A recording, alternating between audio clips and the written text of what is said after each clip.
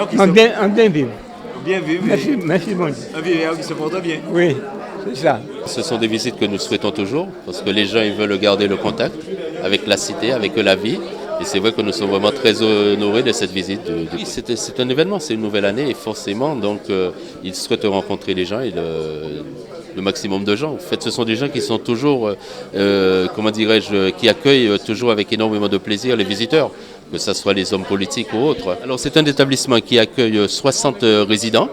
Voilà, donc c'est un établissement qui est habilité à l'aide sociale à 75%. Donc nous avons 25% de nos résidents qui sont payants et donc 75% donc qui sont à l'aide sociale, c'est-à-dire prise en charge par le Conseil général.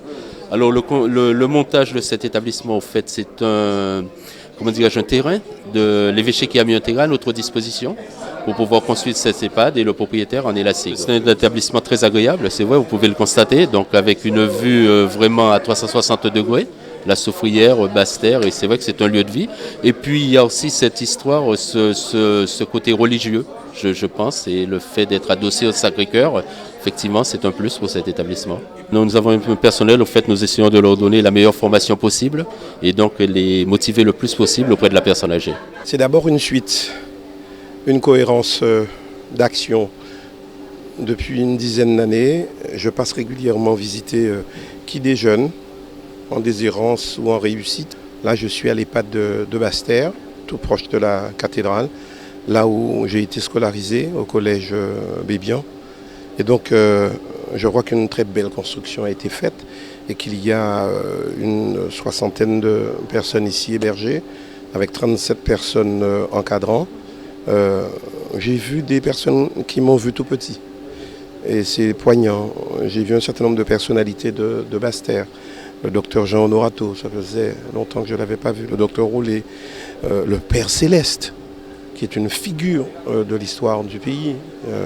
Les grands mouvements de 75 au Lamentin, qui a donné lieu à tous les mouvements que l'on sait par ailleurs, un éveil de la conscience.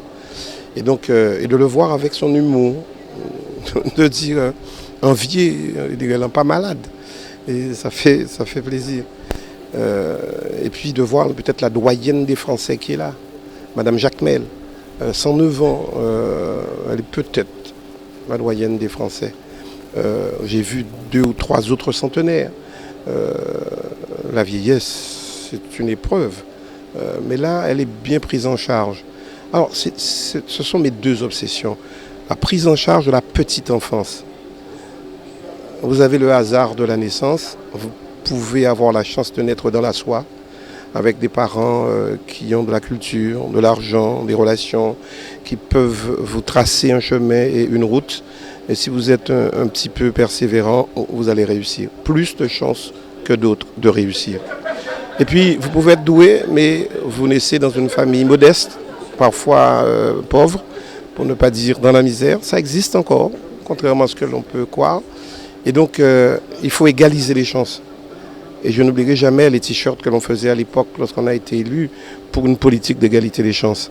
Moi, j'aime dire une politique d'égalité, tout simplement. Donc, de mettre chacun dans les pieds dans les mêmes starting blocks. Sur le parcours après, la différence se fera en fonction de l'effort de chacun, de la volonté de chacun, de l'entêtement de chacun, mais aussi de ce que l'environnement immédiat lui donne pour faire son parcours, pour engager et maintenir sa course. Rien n'est impossible si on donne les moyens. C'est pourquoi l'école est quelque chose d'important, l'hôpital est quelque chose d'important, le logement est quelque chose d'important, la culture c'est quelque chose d'important, la mémoire c'est quelque chose d'important. Ça fait plaisir de revenir sur les lieux. La cathédrale, on allait là souvent, on était tout petit, donc on allait voir les priants, les croyants, les touristes. Et donc c'est une jeunesse ici, ce quartier-là, et c'est le mien, c'est la mienne. Donc voilà, donc bonne année à tous.